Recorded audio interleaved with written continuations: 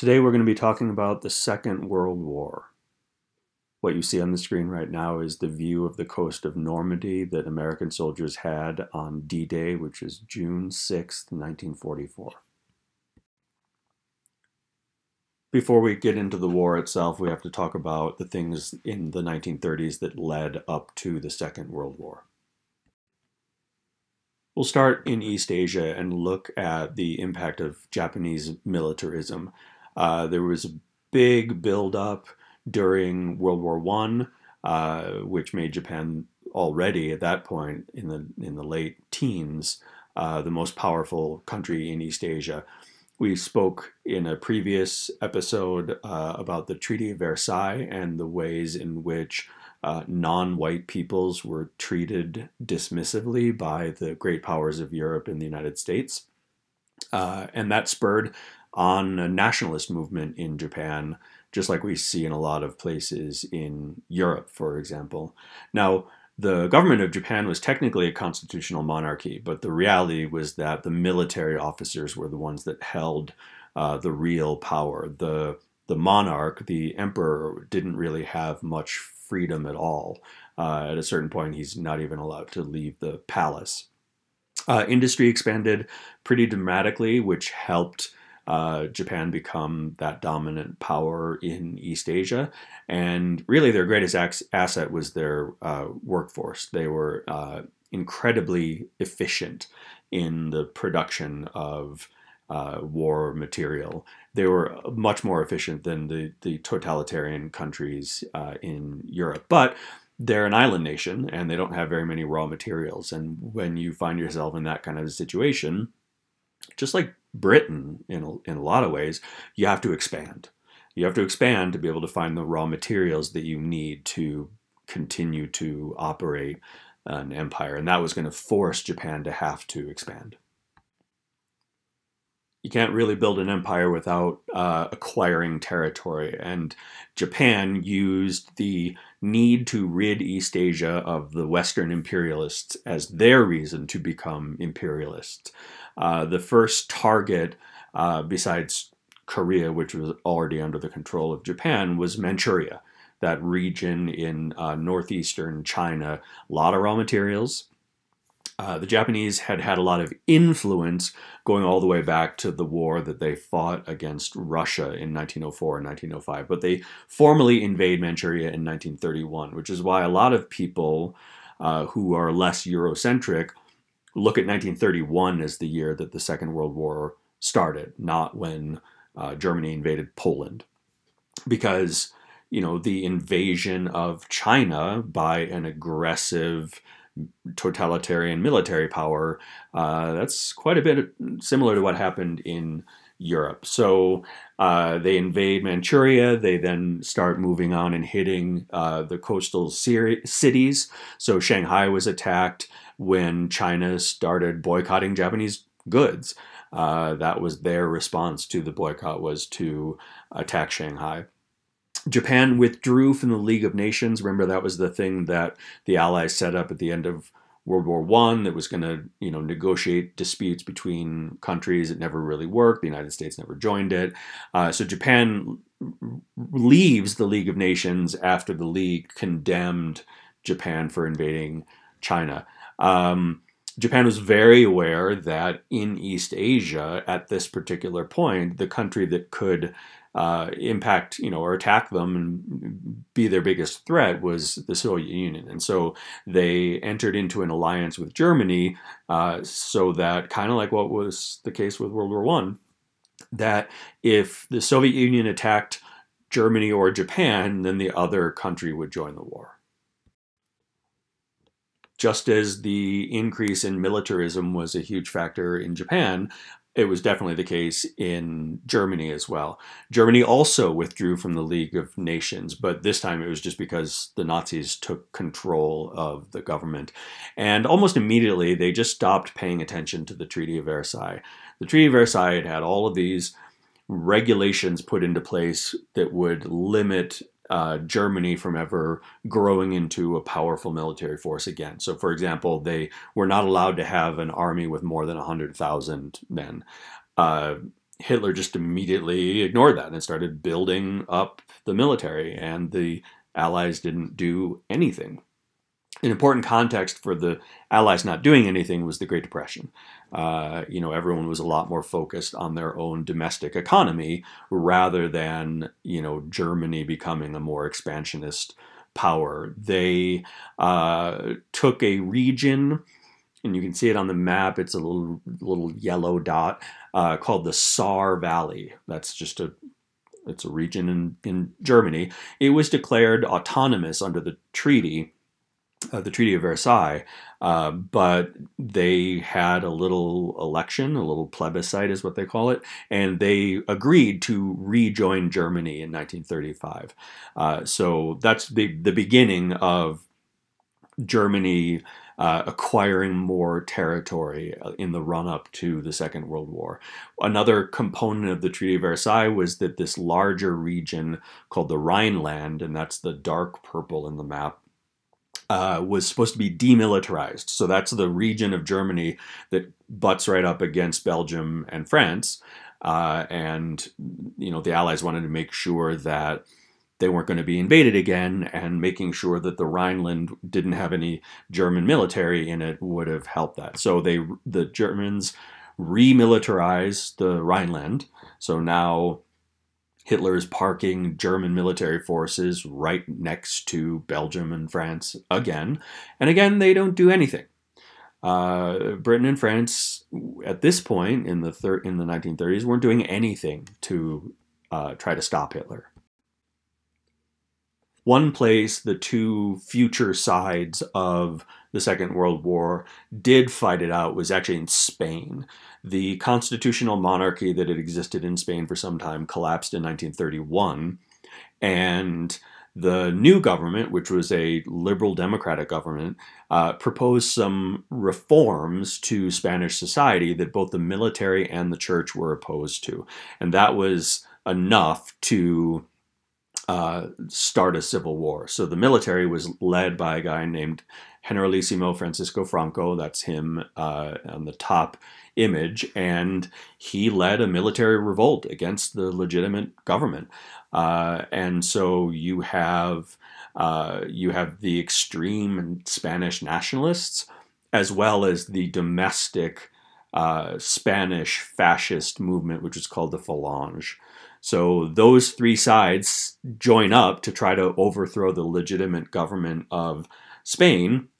Hitler and Mussolini gave Franco tons of military equipment, but on the other side you had Stalin and the Soviet Union giving tons of war material to the Republicans. That's not our Republicans. That is the side that was trying to maintain a republic in Spain. Just like with German expansion, Britain and France didn't do anything.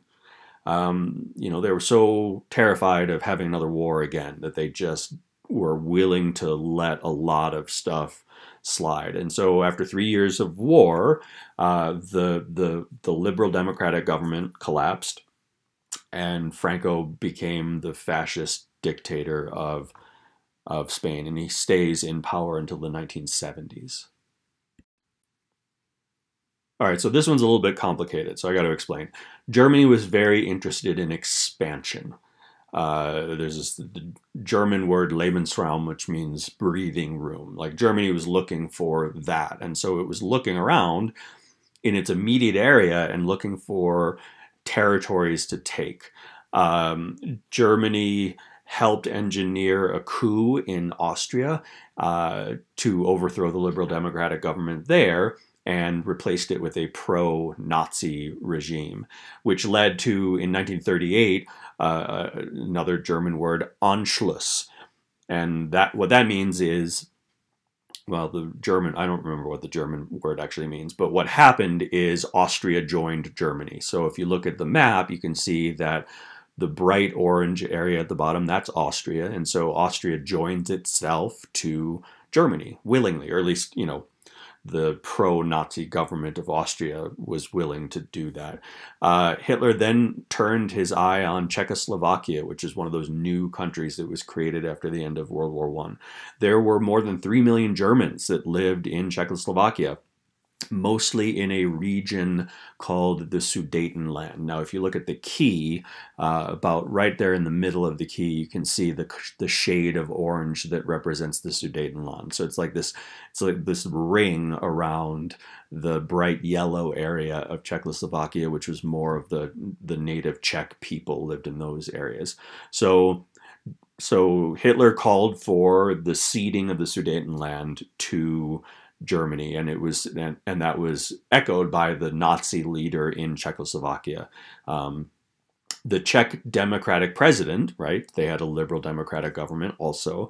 They appealed to both the USSR and to France for help to keep Hitler from, stealing big chunks of their country. But again, the Allies didn't do anything. And in fact, the British Prime Minister got a promise from Hitler that Hitler wouldn't take any more of Czechoslovakia, and they bought it.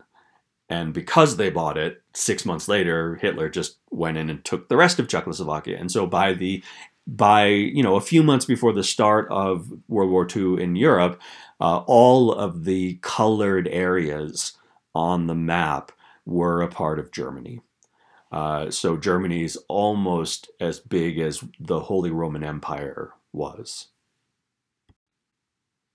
There was diplomacy that existed to try to stop Hitler. The policy was called appeasement, and nowadays, because of this period of history, appeasement is a bad word when we're talking about diplomacy. It means you're giving in to the other side. So, Britain and France were trying to do everything they could to avoid another war, which meant that they were willing to accept promises from inherently dishonest people like Hitler and Mussolini. So, as mentioned in the previous slide, the British Prime Minister Neville Chamberlain comes home from a meeting in Germany with Hitler and waves a piece of paper in the air and says that he had achieved, quote, peace in our time, which is another joke, historically speaking. Western Europe wanted to curtail the spread of communism. We looked at that when we talked about the rise of fascism.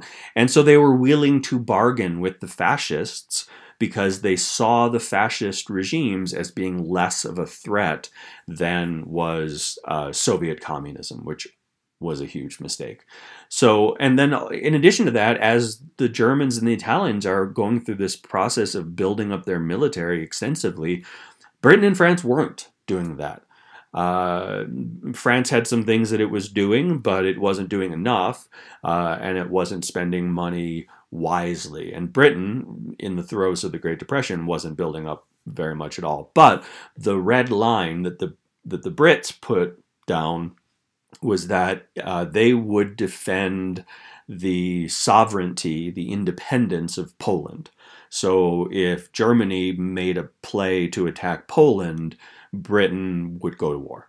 And then the last event that happens right before the war begins, like a couple weeks before the war begins, Germany signed a non-aggression pact with the Soviet Union, which took everybody in the world by surprise because they figured if there was going to be a war, it would be another version of Germany attacking the Soviet Union. But Hitler had a reason to negotiate a peace with the Soviet Union prior to playing his next card. And his next card was to start World War II in Europe. On September 1st of 1939, Germany invaded Poland, which automatically triggered war with both Britain and France.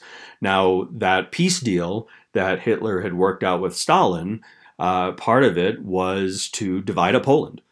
So as soon as Germany invaded Poland, the Soviet Union invaded the other half of Poland, and they also took over the so-called Baltic states, which are those small countries of Estonia, Latvia, and Lithuania, and Finland. Finland had been a part of the Russian Empire for a very long time, and Finland was one of the countries that got its independence after World War I, and so the Russians just saw the opportunity to go back and grab a bunch of land that they were forced to give up during World War I. The word blitzkrieg means lightning war, and it was a new practice in warfare. In World War I, you barely had any tanks. They show up toward the end of World War I. They're slow. They get stuck in the mud. They don't work very well. But tremendous amount of technological advancement when it comes to tanks between 1918 and 1939. And now the Germans have tanks that'll drive 35 miles an hour, which sounds slow to you and me, but it's a tank. It's pretty fast for a tank in 1939. So they launched this massive invasion of Poland. You literally had scenes where Germans in tanks are going up against Polish soldiers on horses. It's never gonna work. But Poland actually was able to hold on for 4 weeks, which sounds like not that much, but when you're facing this modern war machine, it's actually kind of impressive that they lasted 4 weeks.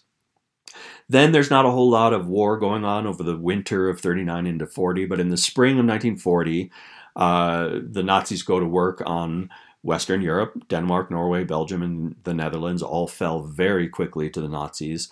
And the British had their expeditionary force, their land army, in Belgium to protect Belgium from the Nazis once the war began. And they sat around for a couple of months in the winter of 39 and into 40, not really doing anything. And then the Blitzkrieg turned west and started driving towards the countries of Western Europe. And the entire English army, or at least that which survived, were pushed back to the English Channel. And there's a small town called Dunkirk. And the British were forced to take over private boats that sailed across the English Channel to be able to pick up soldiers. And that's what you see in the image below. There's actually a fantastic movie called Dunkirk where you can kind of get the feel of what that actually would have been like. But again, they didn't have enough military transports to get across the channel to get their soldiers. And so, fishing boats and, pleasure cruise type boats were all sent to France to pick up the British army and evacuate them across the channel. France also fell very quickly. I made a point of saying that, the Polish people were able to hold out for 4 weeks. Well, nobody expected France to only last 4 weeks, but that's in fact what happened. And part of that is because France was trying to fight World War I again. This is sort of a paradox in military history, that you're always preparing to fight the last war. And so what the French did, because they thought they were going to have to fight World War I again, is they built hundreds of miles of concrete trenches called the Maginot Line all along the border between France and Germany. Now, why they didn't fully extend that to the border with Belgium makes no sense, because, of course, in World War I, Germany attacked France through Belgium. So they built this really long wall with these massive, you can see in the top image, these massive embankments and, machine gun turrets and all that kind of stuff. And of course, the Germans just drove around it. They just drove their tanks through Belgium and then into France from north of the Maginot Line. So it was an absurdly expensive endeavor. The French probably should have been spending money on military technology like tanks instead of building this giant military fortification. So France collapsed in 4 weeks. Italy wanted a peace, so Italy joins World War II at this point because they wanted to grab a little bit of southern France. A big reason why they surrendered was because Hitler was going to shell Paris into just non-existence, and so they would rather surrender than see their capital city destroyed. The Germans didn't take over all of France. They only took over the parts of France that they kind of needed or cared about. And so they allowed a pro-Nazi French group to set up a collaborationist government based in the city called Vichy in southeastern France. And so then we get this entity that exists for a couple of years called Vichy France, where you have French Nazi collaborators working with Germany to help control France. And then in the lower right, I just find it funny that even Hitler, as a tourist, has to get a selfie in front of the Eiffel Tower. Once France was taken care of, then Hitler turned his sights to Britain. His goal was to actually invade Britain, but in order to be able to invade Britain, he had to soften up the defenses first. Now, there's been a change in government. The last British prime minister was the one who wagged the piece of paper and said, "Peace in our time." Obviously, that wasn't great for his political career or his legacy for that matter. And so then you get the legendary Winston Churchill becomes prime minister after the collapse of Chamberlain's government. And he's a very different guy and is bringing a very different approach to the war than Chamberlain was. So the German Luftwaffe, their air force, starts conducting massive bombing raids for weeks on end. All across Britain. And the British Royal Air Force, the RAF, they were outnumbered 2-1, and yet they were able to successfully defend the homeland and make it impossible for Hitler to consider invasion. Churchill's got a lot of quotes, but one of his most famous one is when he was speaking about the Royal Air Force pilots who went up every single night for months to try to take out the German bombers. He said, never was so much owed by so many to so few. The Germans purposefully bombed civilian targets in London. It's called the Blitz. This also went on for months, every single night. But it backfired. The British people, they had some steel in their spines. And so in some of the images there, you can see a milkman, because that's how people used to get their milk. A milkman was doing his milk runs, walking through rubble in the streets of East London. It just says something about their spirit. You can see in the lower image that every night, Londoners would go down and sleep in the subway tunnels underneath Britain, because the subway tunnels in London are very deep underground. And so, they were sort of these makeshift bomb shelters that they were able to use, but that saved the lives of a lot of people. After months of this going on, it became very clear that they were not going to soften up the British defenses to the point that they could invade, and Hitler abandoned that dream. Truth be told, Hitler was not the sharpest tool in the shed, but he had a very efficient military force with a lot of smart generals that were propping him up. Mussolini, different situation. Italy, in their effort to try to recreate the Roman Empire, only succeeded in conquering two very poor countries in East Africa, Ethiopia and Somalia. That's it. That's the extent of Mussolini's effort to rebuild the Roman Empire. He attempted to invade Egypt in 1940. Libya was a colony, and Libya is just to the west of Egypt. But the British forces that were based in Egypt defeated the Italians and actually pushed them back into Libya.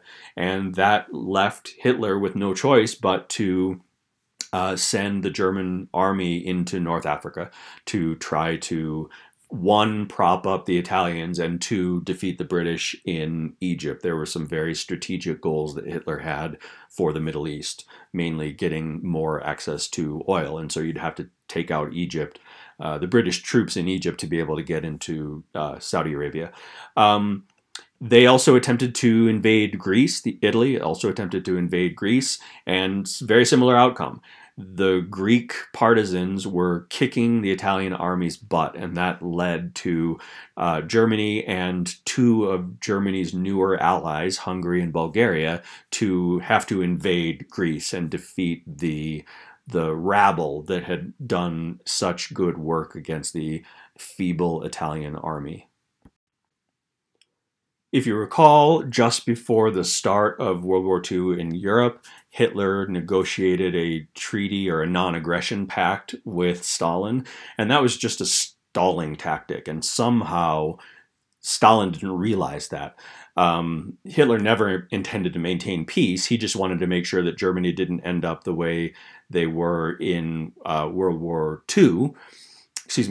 I, where they had enemies on both sides. So he only negotiated that peace with the Soviet Union so that he could take out France and Britain, and then turn his attentions towards the Soviet Union. So again, I mentioned previously, Hitler was looking for Lebensraum, breathing room, and he saw that breathing room in Ukraine as an area where if they just exterminated all the Slavs, then they would have, an almost unlimited amount of grain fields that would be under the control of the Germans.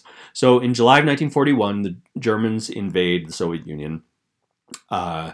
Stalin, again, did not see that coming at all. He had not prepared the Red Army for any kind of military. Like, he completely bought Hitler's commitment to not invade the Soviet Union. And that allowed Germany to drive very deep into the Soviet Union, 1,000 miles into the Soviet Union in just a few months. The Soviets had 2 million casualties. They were caught completely flat-footed, and that's part of the reason why Germany was able to, take so much territory so quickly, is that the Red Army wasn't deployed. But Hitler did not learn from the mistakes that Napoleon made when Napoleon invaded the Soviet Union. You want to start earlier in the year when you invade Russia because of winter.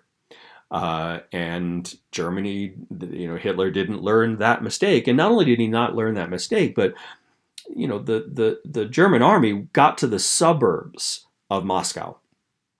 The suburbs. And yet Hitler inexplicably just decided to pause the attack. There's a lot of military decisions that Hitler made that made absolutely no sense. The evacuation of Dunkirk, he pulled the German army back, and that gave Britain enough time to evacuate its army. Same thing. It makes absolutely no sense that he didn't press the attack when he had the opportunity and take Moscow, because if he had taken Moscow, that war would have been over. You decapitate the Soviet Union, and that's it. They're out of the war. But instead, after all of that planning to keep Germany from having a two-front war, he ends up with a two-front war because he wasn't able to strike that knockout blow.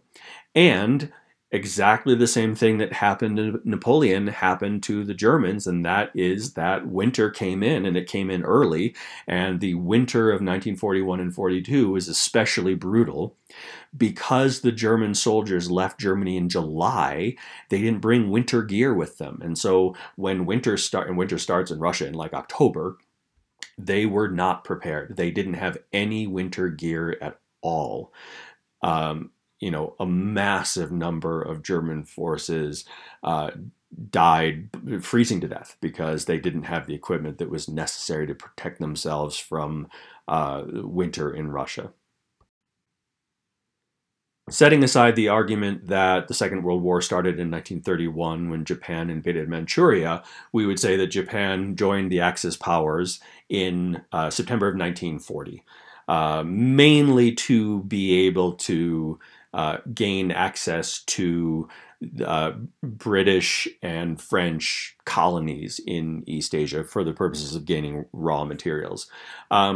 When they joined, the U.S. started economic warfare against Japan. There's really no other way to say it. So, Japan had depended upon imports of iron and steel, as well as oil, and the U.S. banned exports of all of those things. So that put Japan in a tight spot because they needed petroleum to be able to fuel their war machine, and they needed the iron and steel that they were getting from the United States that they couldn't get anymore.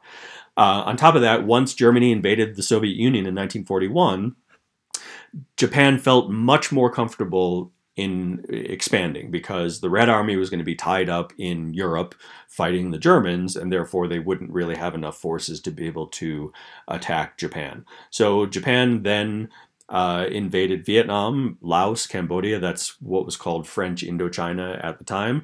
And then also like much of the coast of China, they took over directly. The US had another response when that happened, which was to freeze all Japanese assets in American banks.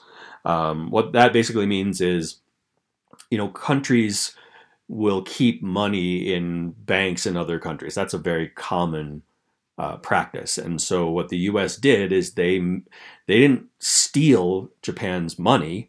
They just said, you no longer have access to it. Your money is going to sit in our banks here in the United States, and you don't get to have access to it. So that is another example of economic warfare, and it's important context for Pearl Harbor. That Pearl Harbor didn't just happen out of nowhere. That the Japanese had some valid reasons to be hostile towards the United States. That if the United States was going to wage economic warfare on Japan, Japan was going to have to respond. And one of the responses is you basically had a military government in Japan, but all of the most radical hardliners were able to take over because they pointed to American aggression and said, see, we have to be more confrontational. It's really hard to overstate just how bad things were in China under the Japanese military government. They attacked major cities, Shanghai, I mentioned earlier, Beijing, the capital, and Nanjing, which was, we know that there's like different ways of spelling and pronouncing Chinese terms, and Nanjing is the name of the city now, but they called it Nanking back in 1937. And there's this horrific episode called the Rape of Nan King. The Japanese government allowed the army to just go on an absolute massacre in that city. 300,000 or more people were just absolutely horrifically butchered, mutilated, murdered. Anybody who resisted the Japanese were, among those that were killed. The Chinese government had to retreat to the west to move deep inland in China, and that was to protect themselves because the Japanese didn't have the resources to maintain deep supply lines into China. They could really only hold the coastal cities and then one or two major cities in the interior like Beijing. There weren't that many battles in China after 1937, but the Chinese communists, who we will learn a lot more about in a future lecture, they waged a guerrilla war against the Japanese army for the whole run of the Second World War. But by the end of the war, there were 21 million Chinese people killed, and that's almost at the same level of the number of people who were killed by the Nazis. So, we tend to, when we talk about horrific atrocities like the Holocaust in World War II, it's just another example of how we don't pay attention to what's going on in large parts of Asia because this was just as bad. I think one of the world events that, most people are already aware of is Pearl Harbor. But Pearl Harbor, like I said, it was the culmination of a conflict economic conflict between Japan and the United States. The USA made an arrangement with Britain. It was called the Lend Leased Act. It was actually also with the Soviet Union, where we didn't sell military equipment to Britain and the Soviet Union, but we lent it to them. So we kind of like got around this international law thing where we said, yeah, you can borrow all of these ships and airplanes and trucks and tanks and all sorts of other military equipment. So even though we weren't in the war in 1939 and 1940, we were definitely contributing war material to the Allies in Europe. In the Pacific, Japan realized that they were going to have a confrontation with the United States at some point. It was inevitable that only one of those two countries was going to be able to dominate the Pacific Ocean. You know, only one of them could be standing at the end. And the Japanese realized that, you know, time was against them. And if they didn't act quickly and decisively, it was inevitable that any war fought between Japan and the United States, Japan was going to lose. And that's the reason why they decided to attack Pearl Harbor. They felt like if they could strike a knockout blow very quickly and make it impossible for the United States to wage war against Japan, that would give Japan, you know, freedom in the Pacific Ocean region, because again, they needed raw materials, and that was worth taking a shot at the United States. So December 7th, 1941, as FDR said, a day which will live in infamy, the Japanese fleet attacked. It was primarily an air attack. They killed 3,000 people in Pearl Harbor, you know, almost all naval personnel, and almost all of our battleships were destroyed. Almost all of our battleships were in port on December 7th, and they were destroyed. But one of the things that probably decided World War II, like the entire war, was the fact that our aircraft carriers were all at sea. You know, again, you're still thinking about the last war, and in the last war, in World War I, you know, air power was very new and it wasn't used extensively, and aircraft carriers didn't exist. So it was all about battleships. So in the intervening period, we built a lot of battleships, but we also built a number of aircraft carriers.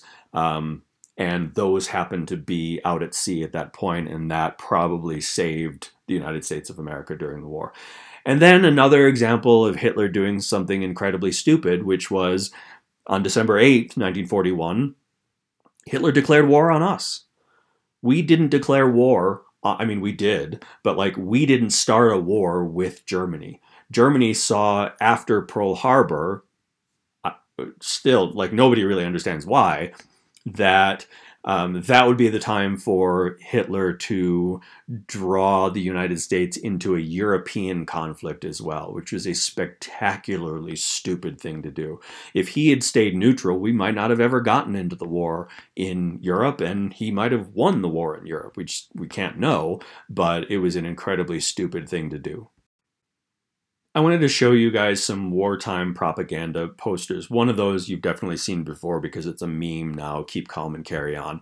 That was actually a message to the British people during the Blitz, during the period of time where London was being bombed every night for 4 months or whatever. Just sort of reminding the British people that you just have to keep going. There is some iconography in all of these things that is similar. I want to start actually on the right and point out the ways in which racism is a key component of propaganda. So on the bottom, of course, that's German propaganda against Jewish people. But in the upper right, that is American propaganda that is using racist imagery against the Japanese people. But that kind of, you know, presentation of the enemy as being monstrous was not limited just to America. You can see that image of Franklin Roosevelt, who looks like a leering monster. That's Japanese propaganda, you know, against the United States. So again, you know, using these really kind of sensationalist imagery to convince people to support the war effort was something that happened on all sides. Sometimes the messaging was a little bit more positive, so you can see Britain is encouraging women to go work in the factories. We know that that was a big thing during World War II because on all sides, so many men went off to fight that you had to have women working in the factories. And then there's the message of unity coming from the Soviets there. You can see the British, American, and flag of the USSR, and you can see that's like, you know, it's a wolf with a swastika on its forehead with the 3, you know, bayonets stabbed into it. So a lot of similarity in the imagery and a lot of different persuasive techniques that are used, but, you know, some similarities on all sides with regards to like racism. So from late 39 till about mid 1942, Germany was just on a roll. Like they couldn't lose. won every battle and controlled the vast majority of Europe. But their system did start to slow down, and they didn't achieve a couple of their strategic objectives, one of which was getting to the Middle East to be able to have an unlimited supply of oil. So in North Africa, again, he declared war on us, so we're in the war. Our first operation in World War II, at least in the European theater, was actually not in Europe. It was in North Africa. So we landed an army in North Africa, and the United States and the UK created kind of a pincer movement where we were both attacking the Nazis from either side. And that led to the Germans having to pull out of North Africa. We then moved on and invaded Italy from the south because we had already established a base of operations in North Africa. But the most significant part was at a city called Stalingrad. And so if you look at the map, you can see there's a red dot kind of almost exactly in the middle of the image. That's the city of Stalingrad. So you can see prior to the Battle of Stalingrad just how much Soviet territory the Germans were in control of. It's everything that's in gray on that map. It's a massive amount of the Soviet Union. But we know that winter took its toll on the German army. So the German army, when you get to the spring of 1942, was a lot weaker than it had been, both in terms of the absolute numbers of soldiers, but also just in terms of the will of the Germans to keep on fighting. Hitler's generals begged him to allow a strategic retreat just to consolidate their land, and Hitler refused to let them retreat. So, in 1941, he stopped letting the army march and take Moscow, but then when the army is much, much weaker, he doesn't allow them to retreat. And at the Battle of Stalingrad, there was this pincer movement where basically the entire German army in that region was surrounded by the Red Army, and then they just annihilated it. 500,000 German soldiers were either killed or captured. And then another 500,000 were killed or captured in a separate battle near Moscow, and that really just that begins the retreat begins after Stalingrad. There are no more territorial gains after the Battle of Stalingrad. And as I said, the U.S. and the U.K. invaded Sicily, and then they were able to topple Mussolini. But once Mussolini's government collapsed, the Germans just invaded northern Italy to make sure that it didn't fall to the British and to the Americans. I've mentioned a couple of times that Hitler was kind of an idiot, but I wanted to go into that in a little bit more detail. He was a lazy man. He rarely got up before 11, sometimes didn't even get up until 2 o'clock in the afternoon. He was very vain. He was obsessed with how he was presented in the media. And this is including, once all of the media is controlled by the Nazi Party. He would make these long, incoherent, rambling speeches at rallies that he would hold all of the time. He was thrilled when people wrote nice things about him. Again, even in publications that were completely controlled by the Nazi Party. He was also very easily manipulated via compliments. You could get him to do almost anything if you told him how smart he was. I don't know if that sounds, familiar at all. He was stupid. He didn't like to read. He wasn't a big reader. He would make decisions based only on gut feeling rather than taking in information from the political leadership and from the military leadership. Again, terrible military decisions. He could have destroyed the English army at Dunkirk. He could have knocked the Soviet Union out of the war in 1941. He didn't retreat at Stalingrad when it would have saved hundreds of thousands of his troops.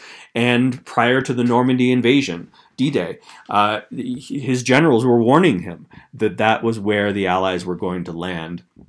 And instead of listening to the general, he had the general executed.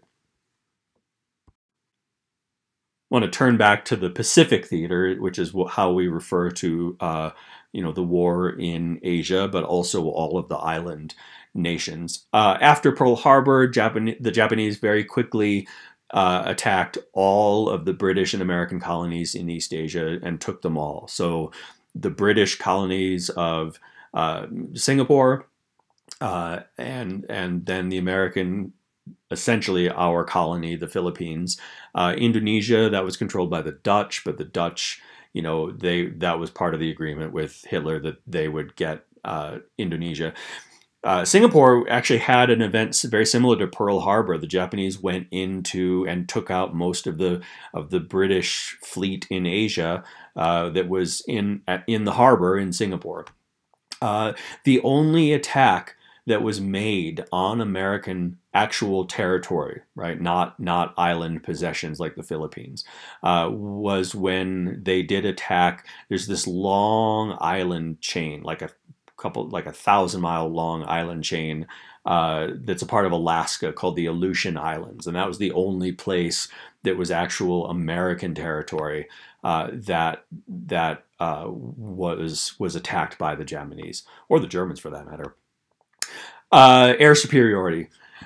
Japanese had much better quality airplanes than did the Americans or the British. We see a similar thing with tanks in Europe. The Germans had vastly superior tanks, but they had less. They had a more limited ability to build lots of them, and so that becomes a problem for Japan down the road. Is if their fighters are better than ours, but they don't have as many, then they're probably still going to lose, which is, of course, what happened. There were nationalist movements in East Asia.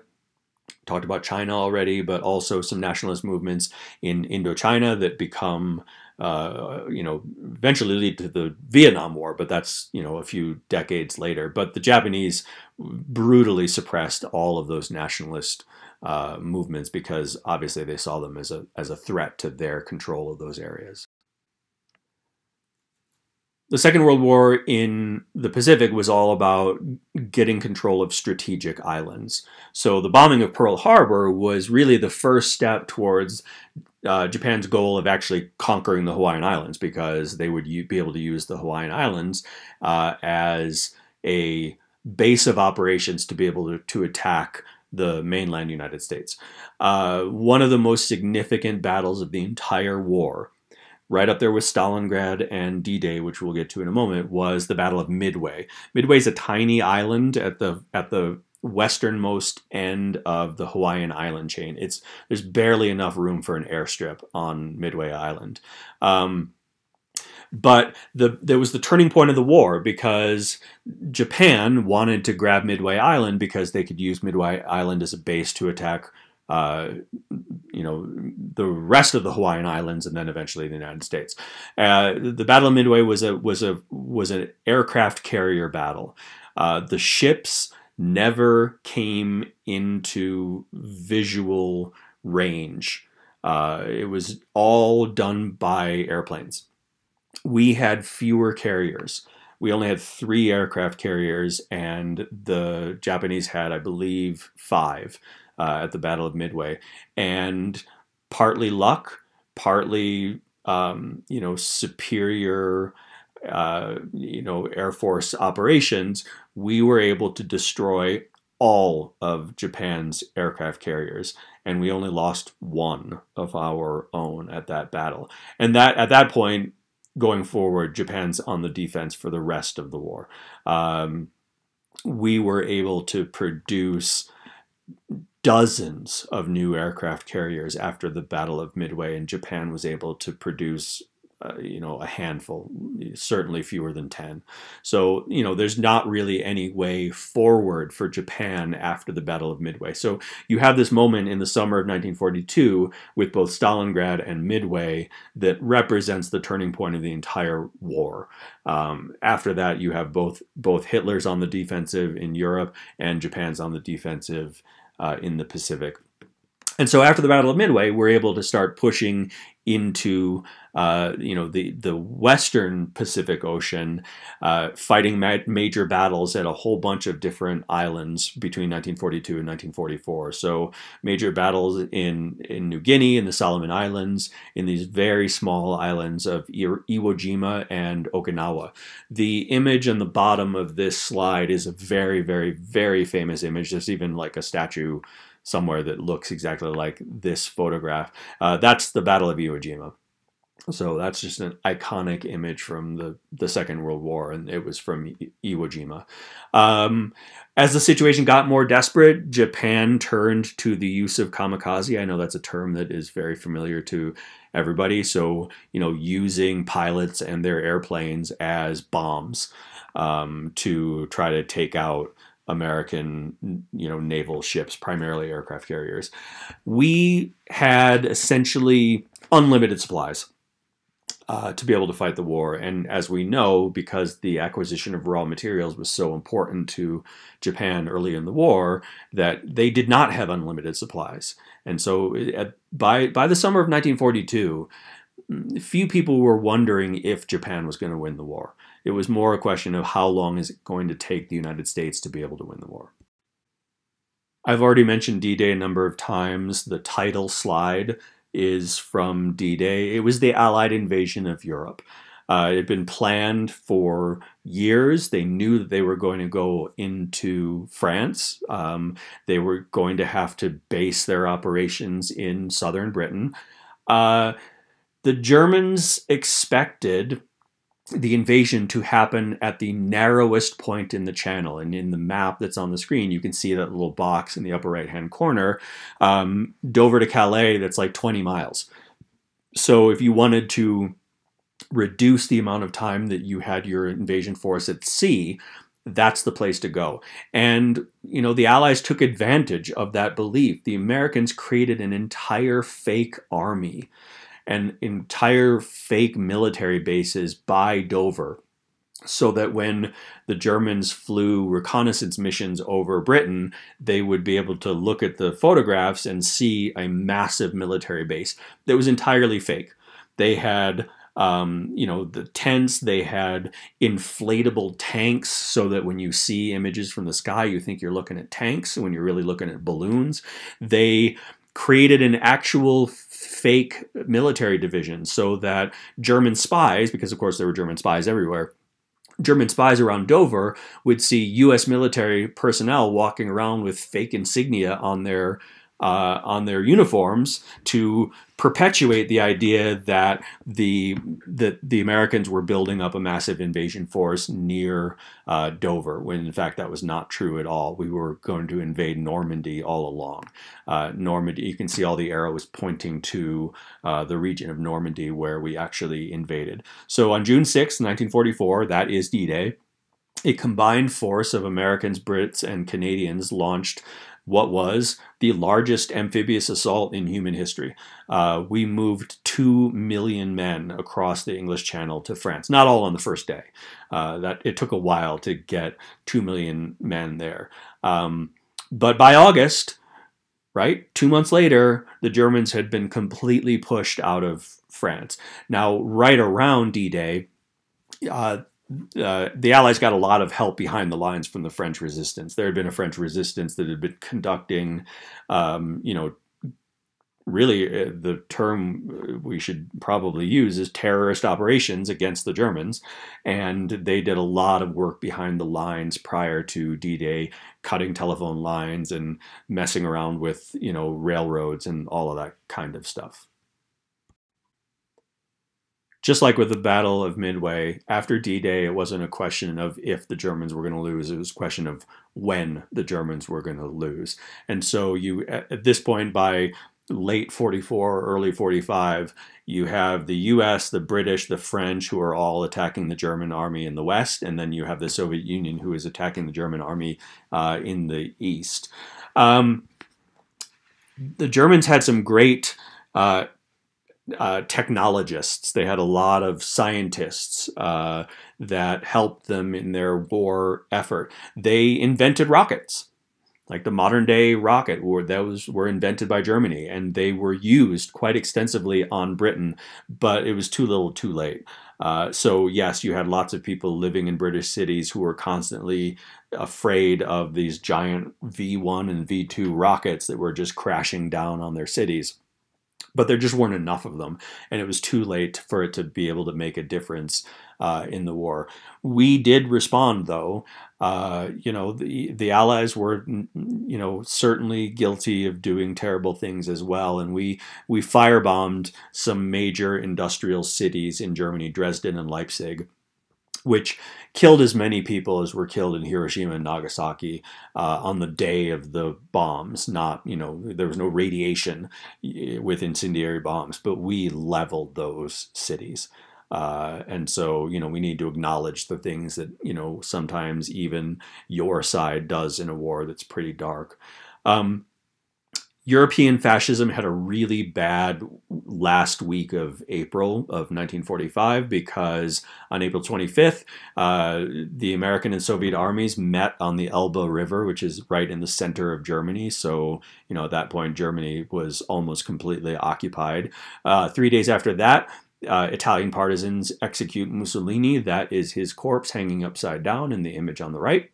2 days after that, Hitler committed suicide, and a week after that, Germany accepted the unconditional surrender. And that is known, May 7th is known as VE Day, which stands for Victory in Europe. Obviously, when we're talking about World War II, we have to talk about the Holocaust as well. The Nazis actually built concentration camps in the 1930s, and originally they were not for Jews. They were for political dissidents. They were for members of opposition political parties. So if you were a social democrat who worked in the government in the 1920s, you were probably in a concentration camp in the 1930s. But they expanded the number of groups that they hated to be sent to the camps. So, of course, we know about the Jews, but gay people were sent to the camps, disabled people were sent to the camps, the Romani, who are known in the West as the Gypsies, even though that's a derogatory term. And then eventually you also have Slavic peoples, you have Czechs, you have Poles who are being sent to the camps. By 1941, there was an official program in the German government called the Final Solution to the Jewish Question, and that was conducted by the elite military force known as the SS. We looked at the SS a little bit when we were discussing the rise of fascism in a previous lecture. So the mass killings of the Jews begin in 1941. There are many camps across what is now Poland, which was Eastern Germany, as well as in Germany itself. So Auschwitz is kind of the most notorious one. That's in Poland, but there were camps like Belsen and Dachau in Germany where, equal numbers of people were killed. Tens of thousands of people were killed every single day across camps in Germany and Poland. And by the end of the war, it's a term, it's a statistic you've probably heard before, but 6 million Jews were killed in the camps. In that 4-year period, which was about 75% of all European Jews at that time. Another topic that's probably familiar to a lot of you is the Manhattan Project.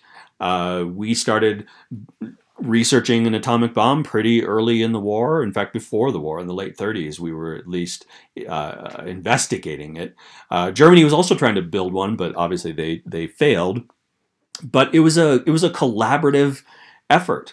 It was ultimately an American-led effort, but you had Brits that were involved in that. And the irony is that some of the most brilliant minds that worked on the Manhattan Project were refugees from Germany and Italy. You have people like Einstein and Enrico Fermi who were critical. You wouldn't have had a nuclear bomb if it weren't for Einstein and Fermi, although Einstein was not interested in helping to build the bomb. He was interested in nuclear energy. The Manhattan Project facilities were all over the country, but as every student in New Mexico knows, Los Alamos is where the bomb was actually assembled, and the first bomb was tested in Alamogordo in July of 1945, and that's the image on the bottom, sort of an iconic image of the first, the Trinity nuclear test. President Truman approved the use of the bomb on Japan after its successful test. By 1945, it was clear that the war was going to be ending soon. It was just a question of when. And so in February, the leaders of the Allied countries, so FDR, Winston Churchill, and Stalin, all met at a city on the Black Sea called Yalta to discuss what the post-war world was going to look like. And, you know, early in the war, we were all besties. But by the end of the war, it was, you know, the outlines of the Cold War were already coming into place. The places where the United States and the Soviet Union were going to have a lot of conflict. Stalin wanted Polish land. Stalin wanted to keep a bunch of the territory in Eastern Europe that the Red Army had taken away from the Germans once, you know, during their counterattack towards the end of World War II. And so the Allies agreed to essentially shift the borders of Poland to the west. So, you know, all of the land, or most of the land that Poland lost to the Soviet Union, they were able to gain from Germany. And so, you know, all of Western Poland was actually German land for centuries.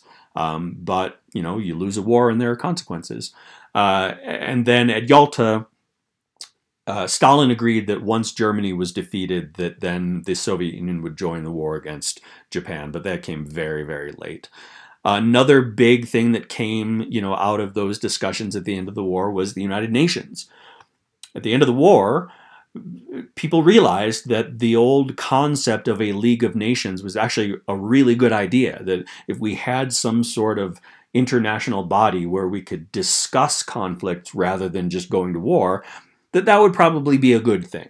And that was the United Nations. So every member of the United Nations gets a vote in the body that's called the General Assembly. But the General Assembly doesn't actually have any real power. It can express, it can make statements, it can, you know, but it doesn't actually get to wield any power. Not that the United Nations has a ton of real power, but to the extent that they have real power, it's held by the Security Council. The Security Council is made up of the US, the USSR, the United Kingdom, France, and China.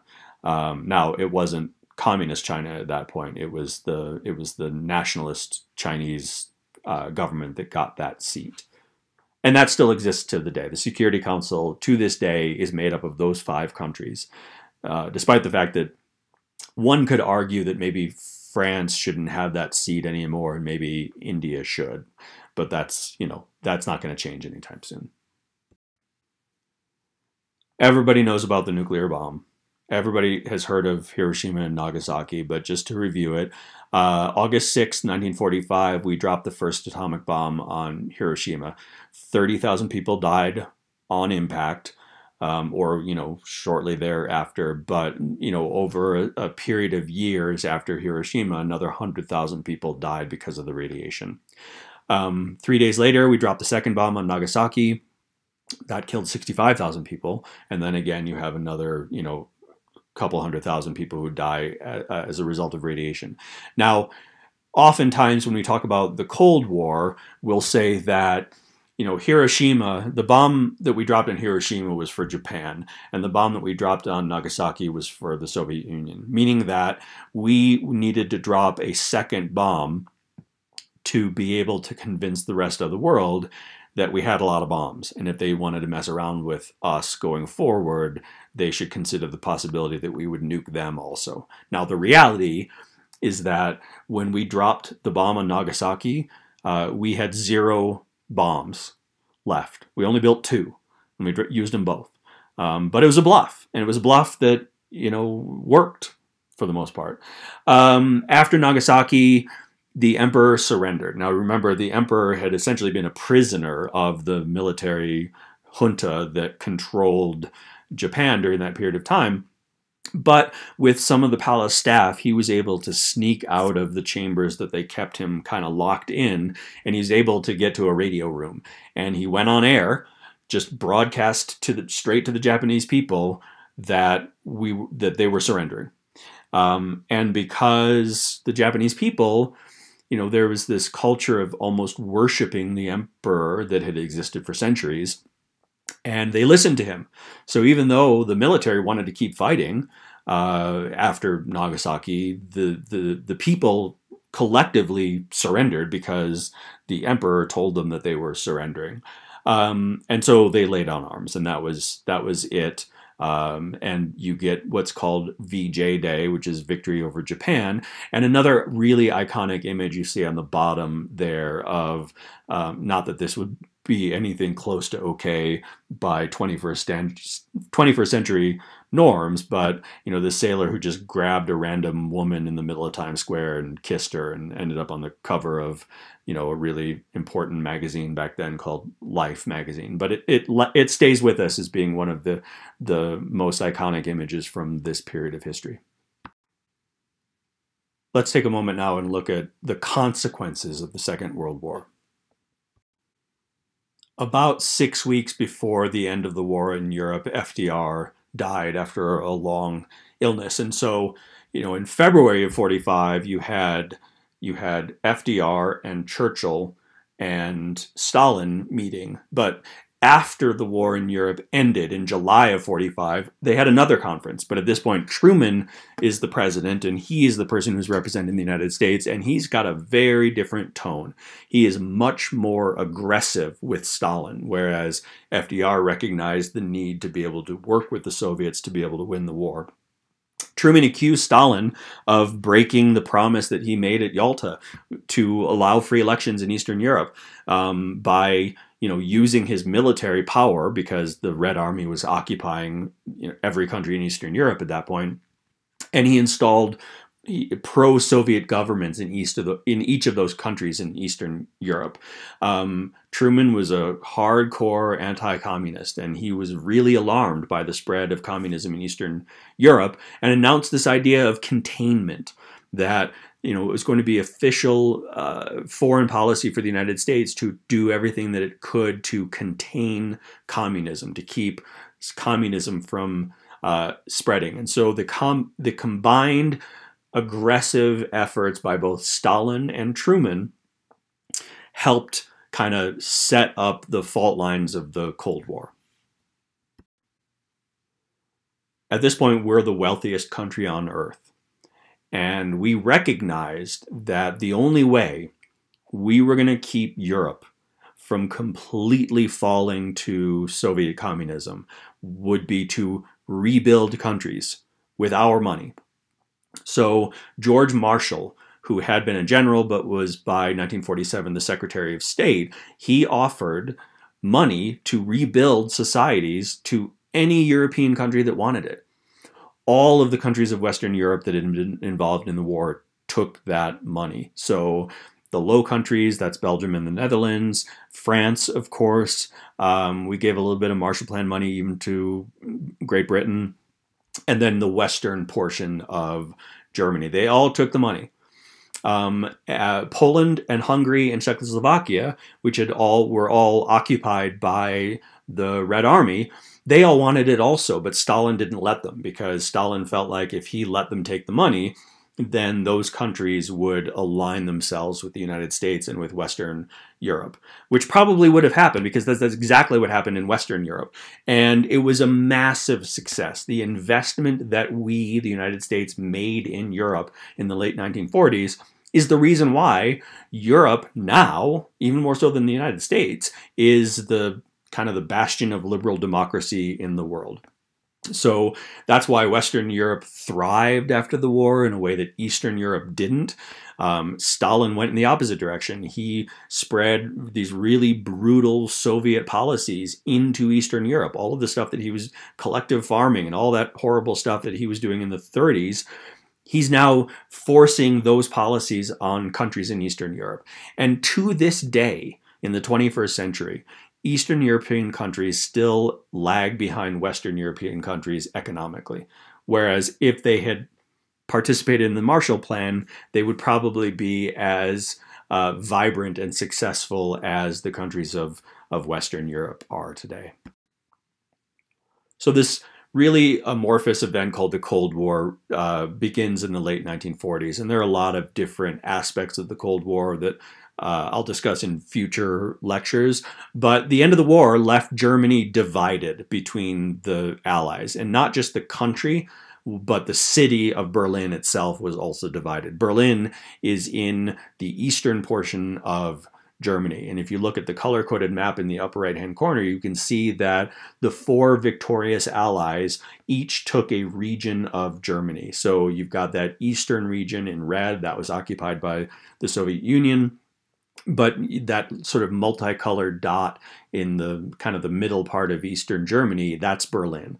And then on the map, the second map, the one to the left, that's the map of the city of Berlin. And Berlin was also divided into 4 parts. But in 1947, the UK, the United States, and France agreed to allow their portions of both the country of Germany and the city of Berlin to unite. At which point you really have 2 Germanys and 2 Berlins. You have East Berlin and West Berlin, and you have East Germany and you have West Germany. And the Soviets did everything they could to make sure that East Germany and East Berlin stayed under their control. One thing they tried to do was to blockade Berlin so that the Allies would have to surrender their half of the city of Berlin to the Soviets. The Americans were not going to go for that, and so after the Soviets cut off all road and railroad access to Berlin, the United States started airlifting supplies to Western Berlin. For 11 months, all supplies that West Berlin needed were flown into West Berlin from Western Europe. And they were really, we were calling Stalin's bluff. We were saying to Stalin, okay, you want to mess around with us and cut the road and rail lines. Well, that's probably not enough for us to go and start a war with the Soviet Union, because it would be a nuclear war. But instead, what we're going to do is we're going to start flying all of the supplies in, and we're sort of daring Stalin to start shooting down American and British airplanes, because then we would feel more justified in attacking the Soviet Union. And that's kind of the balance of the Cold War, is it's brinksmanship. It's like one side daring the other side to take the more aggressive move that would lead to nuclear war. And that dynamic lasts until 1991. Eventually we get the Berlin Wall, but we'll discuss that in a future lecture. And in 1949, West Germany is born as an independent country, and it exists as an independent country for 40 years until the Berlin Wall comes down in 1989. The division between East and West was formalized by the formation of Nato and the Warsaw Pact. NATO stands for the North Atlantic Treaty Organization, and it is, because it still exists, it's an organization of all of the Western democracies, and they commit to a mutual defense pact, which means that if you attack one NATO country, you are attacking all NATO countries. And that's the strength of NATO, right until the present day, that if anybody attacks a NATO country, it is the duty and obligation of every other NATO country to come to the aid of the party that was attacked. And in the context of the Cold War, it makes a lot of sense. It was what kept the Soviets from attacking Western Europe. Because if they attacked West Germany, if they attacked Denmark, France, whatever, they would be in a war with the United States also. And that was really enough to keep the Soviets from being more aggressive in Europe. But the Soviets wanted to have their own version of NATO, and they called theirs the Warsaw Pact. And so all of the countries of Eastern Europe were formally aligned with the Soviet Union. Now the difference is that the Soviet Union, their army was occupying all of those countries anyway, whereas our army was really only occupying West Germany. We didn't have military forces based in France or Denmark or whatever. So, that Warsaw Pact officially comes into existence in 1955, but that alignment had been there earlier. Now, in 1949, the Soviet Union detonates their own nuclear bomb. And so now we have what's called the arms race, where you've got the Americans and the Soviets working overtime to have more nukes than the other side. And this becomes also part of the core dynamic of the Cold War, which we will be looking at in more detail in a future lecture.